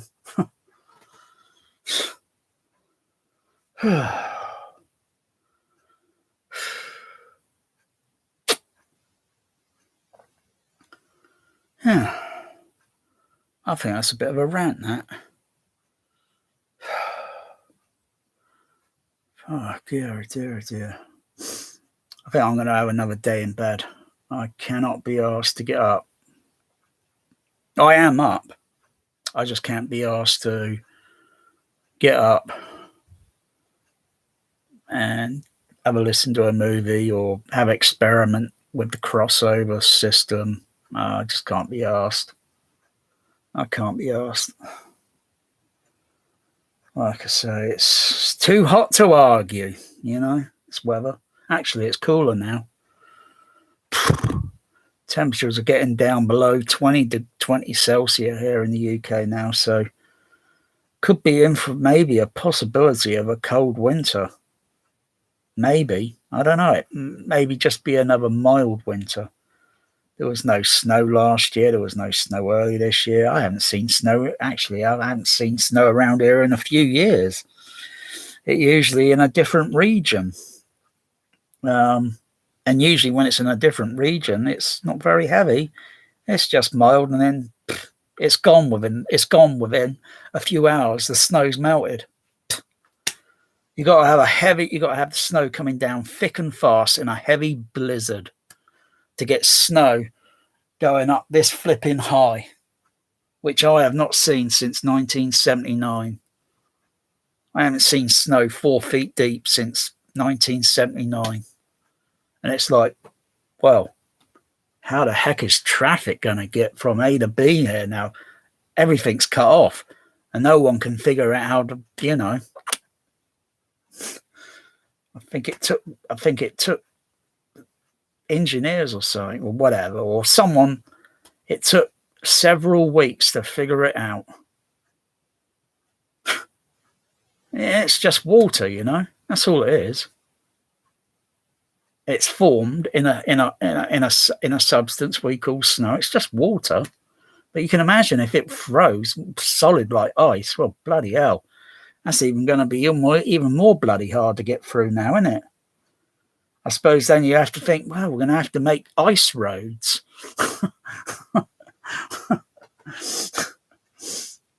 Oh, dear. Or get flamethrowers and melt it. Because it's only water, and it's only going to, it's only going to evaporate. And then it comes back down again and does that over and over. The things you can learn where you don't need to spend thousands. You don't have to send your children to university or a college. Really. Just stick them in front of a computer and Wikipedia and you only have to pay a small fee for your internet for them to get a learning, to grasp an understanding for free. Because how do you think all this technology got formed? It all got formed for no money at all. Only that might sound diabolical coming from me, but it's not. We have to abide by some sort of law or to our servant or whatever. But really, all this was formed for nothing. Our mind doesn't have a cash machine in it and say, oh, this has to cost so much. Oh no, I've got to put credit in my head just to pay for that information. No, bullshit. All comes for free. But we got to follow this, whoever this servant is, you know. I think we should eliminate the servant and free our minds. Just go back to how it used to be. Tens of thousands, tens of hundreds or whatever, tens of thousands of years or so, bartering. Because not everybody's into the same sort of craft or hobby or whatever. I wouldn't mind getting one of those 3D printer things. You know, I think they're fascinating. And yet some of them are so cheap. And yet they can make things, you know, you buy the plastic material, you feed it plastic filament, it heats it and melts it, and then the programmer that's been designed, and then the printer just does it, depending on how many hours, depending on how big it is and how many hours it will take. I think that's pretty ingenious. And that someone, they saw a way and they made it, but it came from their mind for nothing, or a group of people, you know.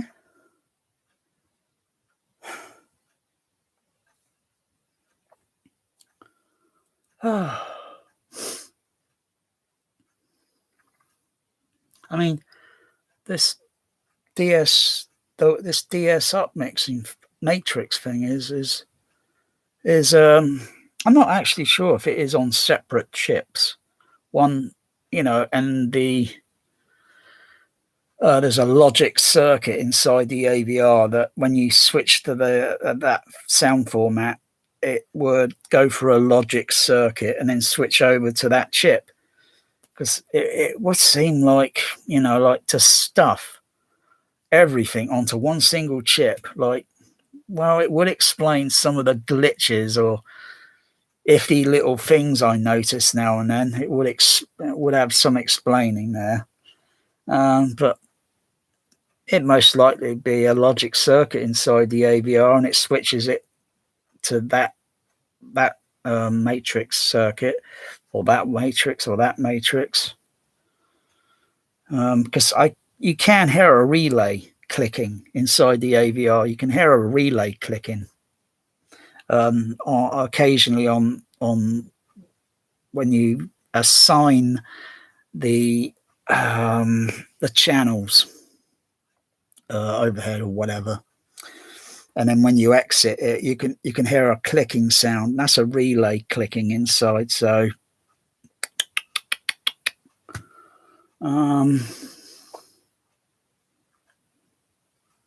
so you know, it's closed circuit, it's not open, so it's assigned those channels and it's closed the circuit, so it's in that position. If it's all of it switched off, then it'd be an open circuit, so it'd be switched, bypassed.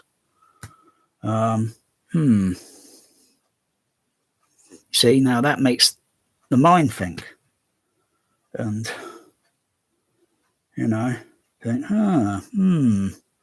wonder if there's a way to go into that AVR and do an actual soldering modification.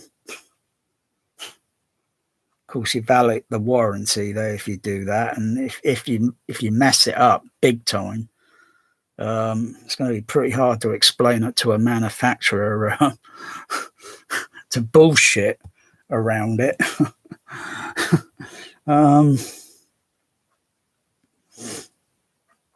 Da, da, da, da, da.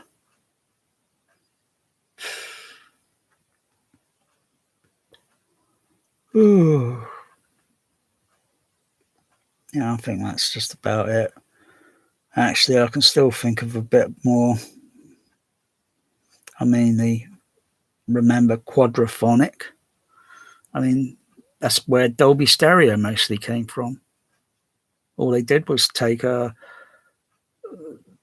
old quadraphonic thing that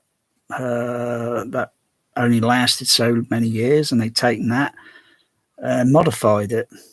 They just modified, worked on top of it, modified it. And then it's probably gone through like the I suppose that's like the very early Dolby Matrix. Well, that'd be on the CP. That'd be on the Dolby CP50. I'm not sure what card they have.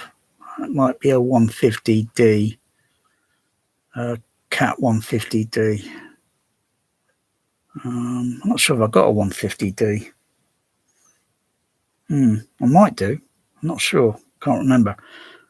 So, because I've got a new Cat 150F. It should be here in the next few days with a laser disc, I think. With a laser disc. It all came from America, so imported. That should be in the next few days.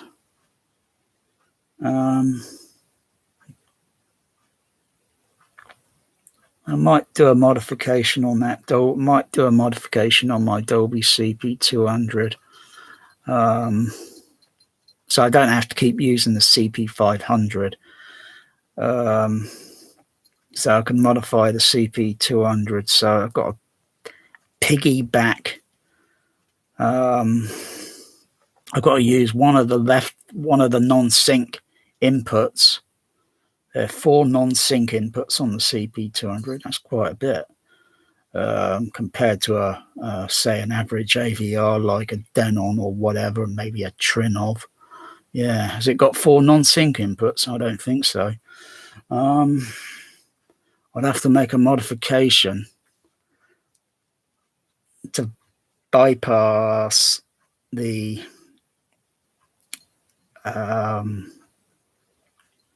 optical preamp, because I can't go through the optical preamp because the voltage signal, even though the voltage, when I think of the voltage signal, I can't just connect left total, right total up from a laser disc, or rather from the AVR output, which I'll use, say, the zone output, zone 2 or zone 3, depending on which player, AVR player, laserdisc player or Blu-ray, 4K, whatever player. And I'm using a 2.0. Actually, it's a 4T4 matrix, left total, right total. And if I output the signal out from the zone 1 or 2, 2 or 1, zone 2 or 2, into the CP200s directly into the non-sync, not the non-sync again, onto format 04.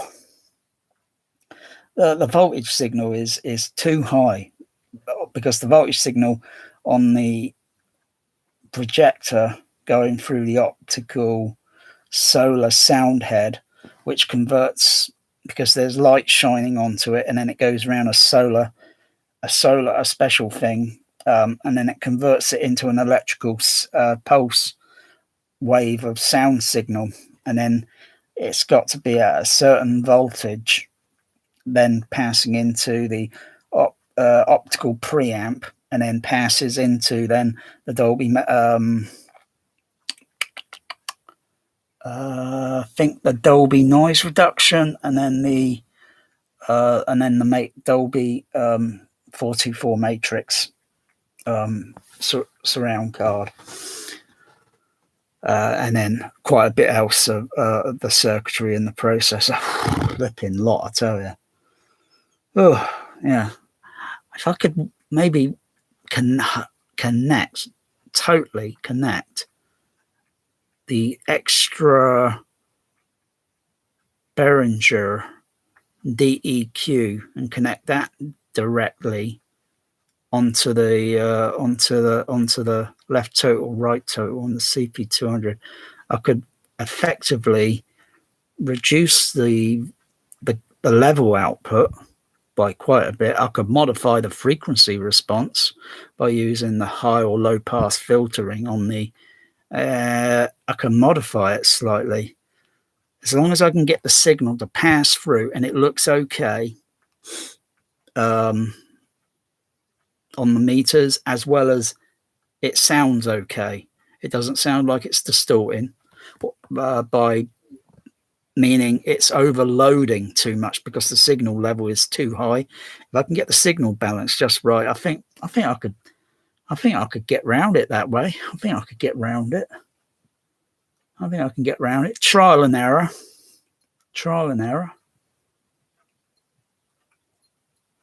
And then I can just switch out any one of these other matrix cards. A cat 150E or an F or a D. I can switch the cards around because they'll behave slightly different. They'll have different characteristics. Yeah, I could do that. Only problem is, where am I going to put the freaking other? I either use the existing one that I got in the rack and just got to rewire it because I've got really no space to put another one in the rack. Alternative way around it is to put variable resistors. Put variable resistors on the left total, right total. So when it goes in, the signal passes in, I can get the voltage level down a lot lower. Another way is to put a series of resistors and to get the voltage down. Because the voltage has got to be a certain millivolt. I think it's got to be around 300 millivolt. It's got to be about 300, and usually the output on an AVR is going to be like 1 volt or so. It's way too high. And even if I knock it down 10 dB, although I think you can, hang on, wait a second. You can only nudge it down on the digital analog on the input source. You can only do it by 12 dB, I think, minus 12 and plus and minus 12 dB, I think. And then you got the actual other part on the AVR where you can notch it down even further, down to well below minus 20, which is more than enough. I might have a tamper. I might have a tinker around with that. See if I can get it to work. Because going through the CP500, it's got a different voltage input on the non-sync. I would still have the same, and of course with the CP500 I could use the Dolby matrix on there, and but if I use the left total, right total input, it will still have the same. It will still have the same problem. It will sound distorted because it's got the voltage input has got to be at a certain voltage level. Yeah, I could do that. I might motivate myself to do it today. I might motivate myself to try and do that today, tinker around. Yeah. So I'll have to do a simple rewire from the just take the wiring from the CP to 500 and just take the left total, right total, and just connect it up onto the CP200 quickly as a test. Use some crocodile clips.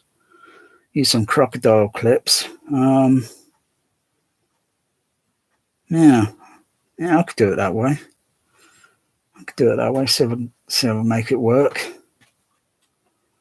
Whew.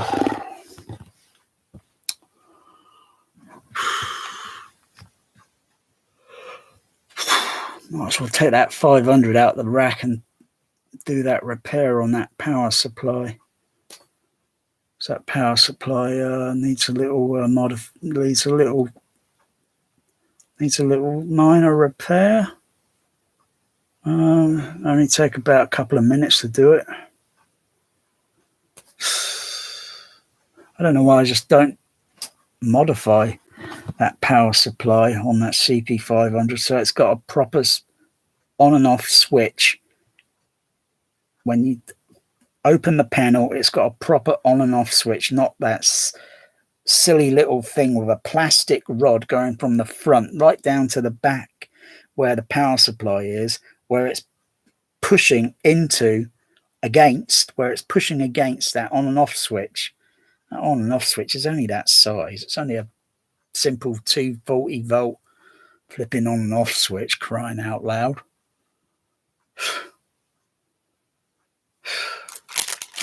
Hard to imagine that CP500 got a technical Oscar award for scientific achievement. It's not exactly the best cinema processor made, but the CP200 is. Because the CP500 can't play Dolby Format 40 or Format 41. It can only play Format 42 and Format 43. I'm not sure if it can do Format 44 or Format 45.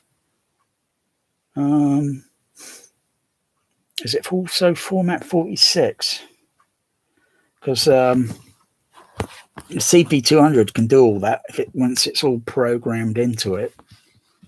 So when you've got different A-type or SR cards, different 70mm sound format delivery, whether it be left, center, right, baby boom, sub bass, mono discrete surround channel.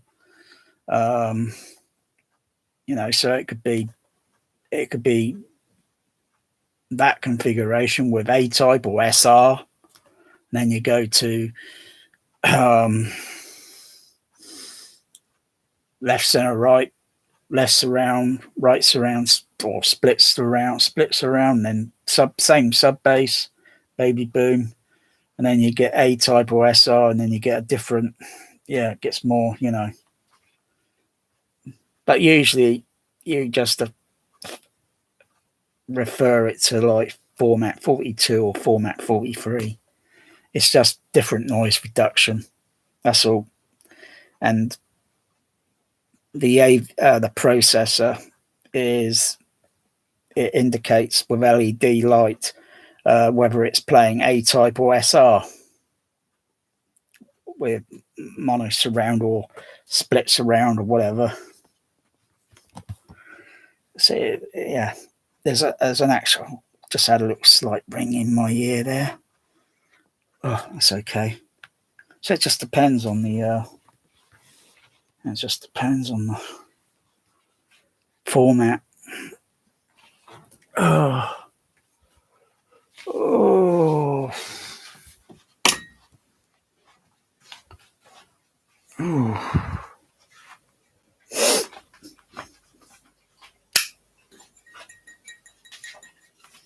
Ooh. Ooh.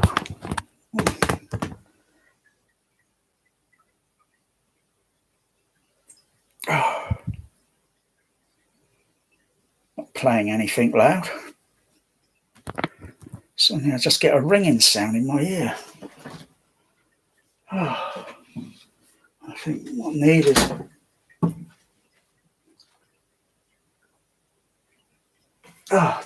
get a pressure change. Oh. Gremlins. Oh.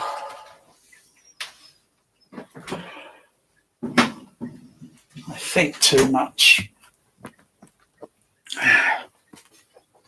That's what we all do. We all think too much because we all got this free. We can all think freely. Freedom of speech, sort of thing. Even if when freedom of speech pisses people off.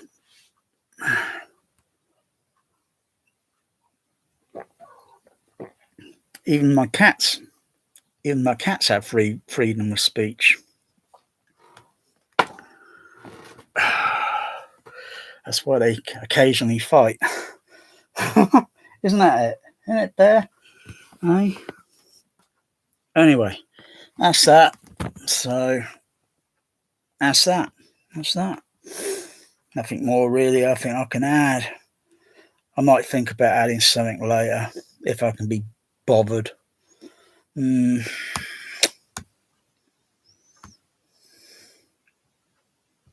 Oh, keep listening. Yeah. Well, I've been doing that. I've been doing that on the CB radio for decades. So, it's always listening on CB radio. You've got to listen to different, strange things you hear on the radio these days. Strange things on the radio.